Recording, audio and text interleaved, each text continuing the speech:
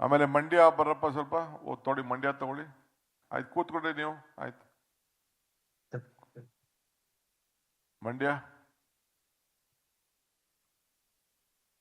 Sir. Sir ನಮ್ಮಲ್ಲಿ ಈ ವರ್ಷದ ಒಂದು ಕೃಷಿ ಚಟುವಟಿಕೆಗಳಿಗೆ ಬಾಧಕ ಆಗಿರ್ತಕ್ಕಂಥದ್ದು ಸರ್. ಒಟ್ಟು ಈ ವರ್ಷದ ಮುಂಗಾರು ಜುಲೈ ಮತ್ತೆ ಆಗಸ್ಟ್ ತಿಂಗಳಲ್ಲಿ 70% ಮಳೆಯ ಕೊರತೆಯಿಂದ ಕೃಷಿ ಚಟುವಟಿಕೆಗಳು ಪ್ರಾರಂಭ ಆಗಿಲ್ಲ ಸರ್. ಹಾಗಾಗಿ ಮುಂಗಾರು ವೈಫಲ್ಯತೆಯನ್ನ ಆಗಿದೆ ಸರ್. ಸೊ ಈ ದೃಷ್ಟಿಯಿಂದಲೇ ಈಗಾಗಲೇ ನಾವು ಸಾಕಷ್ಟು ರೈತ ಸಂಘಟನೆ ಜೊತೆ ರೈತರ ಜೊತೆ ಹೋಬಳಿ ಮಟ್ಟದಲ್ಲಿ ಸಭೆಗಳನ್ನ ಮಾಡುವ ಮೂಲಕ ಈ ಬಾರಿ ಭತ್ತ ಮತ್ತೆ ಕಬ್ಬಿನ ಬದಲಾಗಿ ಆದಷ್ಟು ಕೂಡ ಕಡಿಮೆ ನೀರಿನ ಬಳಕೆ ಮಾಡಿಕೊಂಡು ಬೆಳೆಯಬಹುದಾದಂತ ಬೆಳೆಗಳಿಗೆ ಹೆಚ್ಚು ಒತ್ತು ಕೊಡಬೇಕು, ಪರ್ಯಾಯ ಬೆಳೆಗಳಿಗೆ ಹೆಚ್ಚು ಒತ್ತು ಕೊಡಬೇಕು ಅನ್ನುವಂತ ಒಂದು ಅವೇರ್ನೆಸ್ ಪ್ರೋಗ್ರಾಮ್ ಮಾಡ್ತಾ ಇದೀವಿ ಸರ್. ತಾವು ಕೂಡ ಈ ವರ್ಷ ಪರ್ಯಾಯ ಬೆಳೆಗಳಿಗೆ ಎಲ್ಲಾ ರೈತರು ಕೂಡ ಮನವೊಲಿಸಲಿಕ್ಕೆ ಸೂಚನೆಯನ್ನು ಕೂಡ ನಮ್ಗೆ ಕೊಟ್ಟಿದ್ದೀರಿ ಸರ್.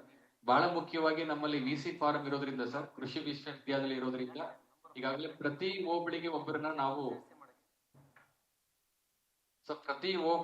ಒಬ್ಬರಂತೆ ಕೃಷಿ ವಿಜ್ಞಾನಿಗಳನ್ನು ನೋಡಲ್ ಅಧಿಕಾರಿ ಮಾಡಿ ಅವರ ಮೂಲಕ ಹೋಬಳಿ ಮಟ್ಟದಲ್ಲಿ ರೈತರಿಗೆ ಒಂದು ಅವೇರ್ನೆಸ್ ಪ್ರೋಗ್ರಾಮ್ ಕೂಡ ಮಾಡ್ತಾ ಇದೀವಿ ಸರ್. ಸೊ ಈ ವರ್ಷ ನಮ್ಗೆ ಏನು 2 ಲಕ್ಷದ ಹೆಕ್ಟೇರ್ ಗುರಿ 25% ಮಾತ್ರ ಬಿತ್ತನೆ ಆಗಬೇಕಾದದ್ದು ಸರ್. ಜಿಲ್ಲಾಧಿಕಾರಿ ಆಯ್ತು. ಯು ನೋ ದಟ್ ನೀವು SP ಇಬ್ರು ಪಕ್ಕದಲ್ಲಿ ಕೂತಿದ್ದೀರಾ. ಈಗ 14-15 ಸಾವಿರ ನೀಡಬೇಕು ಅಂತ ಈಗ ನಂಗೆ ಡೈರೆಕ್ಷನ್ಸ್ ಬಂದಿದೆ. ಈಗ 12,000 ಏನೋ ಬರಬೇಕು ಅಂತಿದೆ. ಇದನ್ನ government will take A decision. ನಮ್ಮ ಇರಿಗೇಷನ್ ಮಿನಿಸ್ಟ್ರು ನಾವೆಲ್ಲ ಕೂತ್ಕೊಂಡು ಪರಿಸ್ಥಿತಿ ನೋಡ್ಬಿಟ್ಟು ಯಾವ ರೀತಿ ಮಾಡಬೇಕು ಅಂತ. ಈಗ ಎಷ್ಟು ನೀರು ಹೋಗ್ತಾ ಇದೆ ಅಂತ ಗೊತ್ತಾಗಿದೆ. ಲಾ ಆ್ಯಂಡ್ ಆರ್ಡ್ರು ಭಾಳ ಹುಷಾರಾಗಿ ನೀವು SP ಅವರಿಬ್ಬರು ಸೇರಿ ನಾಳೆ ಬೆಳಗ್ಗೆ ಸುಮ್ಮನೆ ಅನ್ನೆಸೆಸರಿ ಏನು ಕ್ರಿಯೇಷನ್ ಆಗಬಾರ್ದು. ನೀರು ಬರ್ತಾ ಇದೆ, ನೀರು ಬರೋದನ್ನ ನಾವು ಹಿಡಿದು ಇಟ್ಕೊಳಕ್ಕಾಗಲ್ಲ. ಎಷ್ಟು ನೀರು ಕಬ್ಬಿನಿಂದ ಬಿಡೋಕ್ಕಾಗ್ತದೋ ಅದನ್ನು ಬಿಡೋಣ, ಮಿಕ್ಕಿದ್ದು ಮಾಡೋಣ. ಫಾರ್ಮರ್ಸ್ಗೆಲ್ಲ ಯಾವ ರೀತಿ ಎಜುಕೇಟ್ ಮಾಡಬೇಕು, ಅವ್ರಿಗೆಲ್ಲ ಏನು ರಕ್ಷಣೆ ಮಾಡಬೇಕು ನಾವು ಅಲ್ಲೇ ಮಾಡಿದ್ದೀವಿ ನಾವು, ಅದು ಬೇರೆ ವಿಚಾರ. ಸೊ ನೆಕ್ಸ್ಟ್ 3-4 ಡೇಸಲ್ಲೇ ಕೆಲವು ಮೀಟಿಂಗ್ ತೆಗೆದುಕೊಳ್ತೀವಿ. ಇದನ್ನು ನೀವು SP ಅವರು ಎಲ್ಲ ಸೇರಿ ಕೂತ್ಕೊಂಡು ಮಾತಾಡಿ ಎಲ್ಲರಿಗೂ ಸುಮ್ಮನೆ ಪಬ್ಲಿಸಿಟಿಗೋಸ್ಕರ TV ಇದೆ ಅಂತ ಅಂದ್ಬಿಟ್ಟು ಒಂದು ನ್ಯೂಸ್ ಕ್ರಿಯೇಟ್ ಮಾಡೋಕ್ಕೆ ಮಾಡೋದಲ್ಲ. ಇದು ಭಾಳ ಜವಾಬ್ದಾರಿಯಾಗಿ you have to handle this situation. ಇದು ಎಲ್ಲೂ ಸಮಸ್ಯೆ ಆಗೋದಿಲ್ಲ, ಇರೋದೇ ನಿಮ್ಮ ಮಂಡ್ಯದಲ್ಲಿ ಮಾತ್ರ.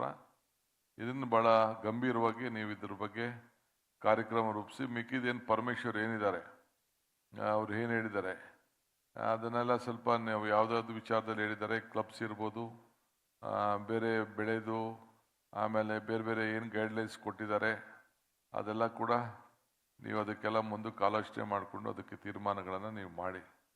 B cautious on this law and order issue. ಮಿಕ್ಕಿದೆಲ್ಲ ನಿಮಗೆ ಅನುಭವ ಇದೆ, ನಿಮಗೆಲ್ಲ ನಾನೇನು ಹೆಚ್ಚಿಗೆ ಏನು ಹೇಳ್ಕೊಡ್ಬೇಕಾದಿಲ್ಲ. ಸೊ ಏನಿದ್ದರೂ ಇಮಿಡಿಯೇಟಾಗಿ ನಿಮ್ಮ DGಗೋ ನಿಮ್ಮ ಮೇಲ್ಗಡೆ ಇದಕ್ಕೆ ಏನು ಪರಿಸ್ಥಿತಿ ಏನಿದೆ ನನ್ನ ಆಫೀಸ್ಗೆ ನೀವು ತಿಳಿಸಿ ಅಷ್ಟೇ, ಲೋಕಲ್ ಇಶ್ಯೂಸ್ ಏನಿದೆ ಅಂತ. ಓಕೆ, ಕೂತ್ಕೊಳ್ಳಿ.